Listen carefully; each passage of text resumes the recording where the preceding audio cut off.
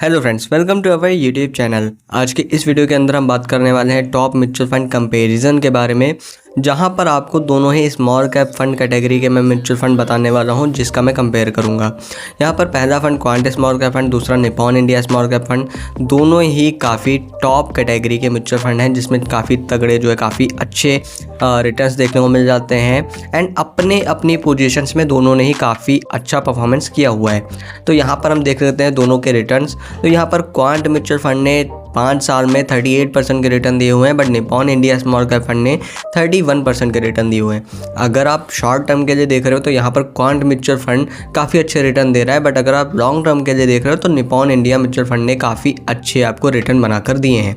इसी के अलावा अगर रेटिंग की बात करते हैं तो 3 star rating quant small cap fund को, 4 star rating Nippon India small cap fund को मिली हुई है। आगे आप बढ़ते हो तो दोनों में ही रिस्क आपको काफ़ी ज़्यादा देखने को मिल जाता है। मिनिमम एसआईपी की बात करते हैं तो क्वांट स्मॉल कैप फंड में आपको 1000 रुपये से अपनी मिनिमम एसआईपी शुरू करनी पड़ेगी। वहीं पर Nippon India small cap fund में आप 100 रुपीज़ से भी शुरू कर सकते हो। तो आप कंफ्यूज मत होइएगा, अगर आप छोटे अमाउंट से ही एसआईपी शुरू कर सकते हो तो आपको निपॉन इंडिया चूज़ करना चाहिए। क्वांट स्मॉल कैप फंड के लिए आपको मिनिमम 1000 रुपये ज़रूर चाहिए होंगे। एक्सपेंस रेशियो की बात करते हैं जो कि काफ़ी इंपॉर्टेंट है, तो 0.77% क्वांट स्मॉल कैप फंड में देखने को मिल जाता है। 0.73% जो है expense ratio Nippon India small cap fund में देखने को मिल जाता है।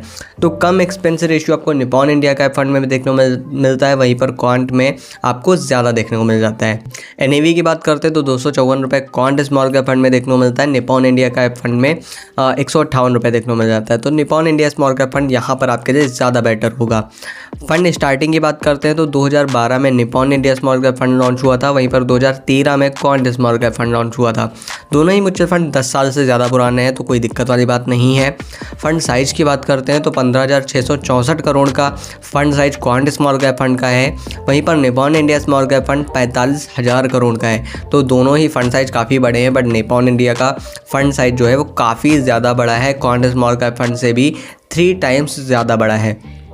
एग्जिट लोड की बात करते हैं तो 1% 1 साल के अंदर रिडीम करने पर क्वांट स्मॉल कैप फंड में, वहीं पर निपॉन की बात करते हैं तो 1 महीने के अंदर रिडीम करने पर 1% है, अदरवाइज ये 0 हो जाता है।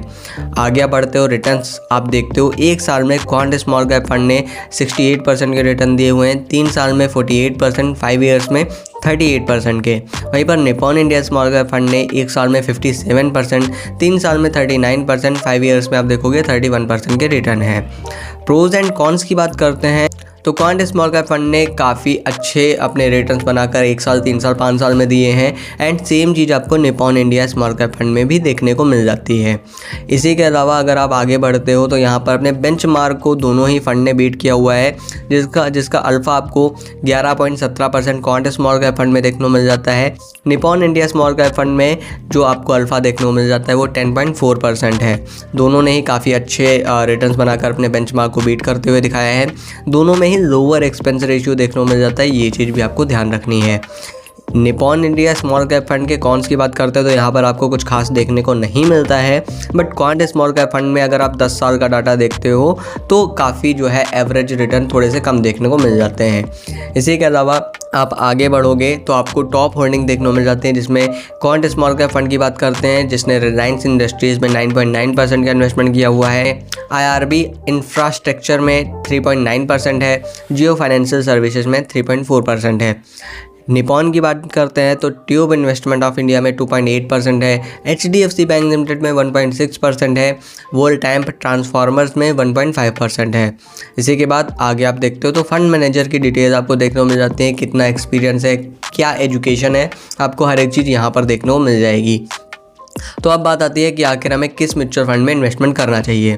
तो अगर आप लॉन्ग टर्म के लिए इन्वेस्ट कर रहे हो एंड आप न्यू हो तो आपको Nippon India small cap fund choose करना चाहिए, क्योंकि इसने लॉन्ग टर्म में अच्छे रिटर्न बना कर दिए हैं। बट अगर आपने already quant small cap fund में इन्वेस्ट किया हुआ है तो आपको घबराने की कोई ज़रूरत नहीं है, आप उसमें इन्वेस्टेड रह सकते हो, बट आपको मिनिमम जो SIP है वो 1000 रुपये या फिर उससे भी ज़्यादा का रखना पड़ेगा।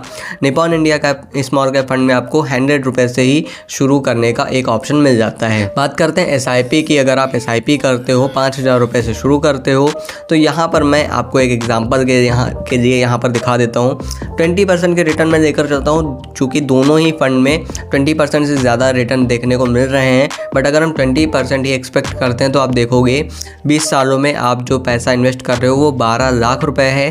टोटल वैल्यू आपकी 1,58,00,000 की मिलती है। बट अगर आप सिर्फ 1 या 2% ही चेंज करते हो, मैं 22% यानी कि 2% बढ़ा देता हूँ, तो आप देखोगे आप जो वैल्यू गेन कर रहे थे उससे बढ़कर ये 2,14,00,000 रुपए हो जाता है। तो ये हो जाता है थोड़ा सा फ़र्क अगर आप सही म्यूचुअल फंड चूज़ नहीं करते हो।